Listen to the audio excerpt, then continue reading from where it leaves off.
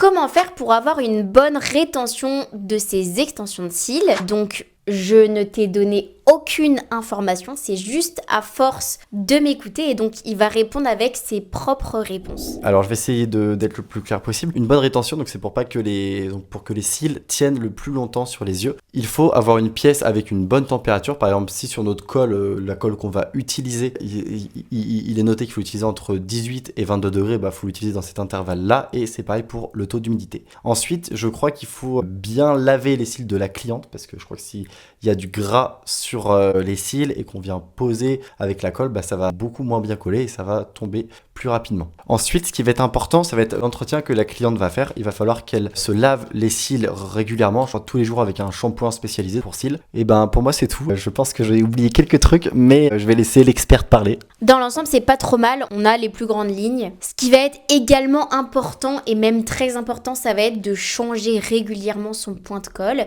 toutes les 20 minutes maximum, de conserver sa colle dans un endroit frais et sec à l'abri de la lumière. Donc généralement, on préconise d'acheter un petit pot comme celui-ci qui permet de parfaitement conserver sa colle. Et entre chaque point de colle, on n'oublie pas également de bien secouer pendant minimum 20 secondes son tube de colle pour parfaitement mélanger les ingrédients à l'intérieur de sa colle et de choisir une colle qui soit adaptée à sa vitesse de pose mais également à son environnement. Donc si vous avez un environnement qui est très humide ou très chaud, eh bien il faut faire attention au type de colle que vous allez utiliser pour vous adapter en fonction de ça. Parce que du coup, si je me trompe pas, si par exemple je suis un peu débutant et j'en sais rien, je mets 2 secondes à 3 secondes lorsque je trempe ma colle dans mon cil pour le poser sur le cil naturel de la cliente. Si jamais j'ai une colle qui sèche en 0,5 secondes, bah, je vais tremper le cil et le temps que je le pose, la colle sera sèche et du coup ça va pas coller ou alors ça va coller que 2-3 jours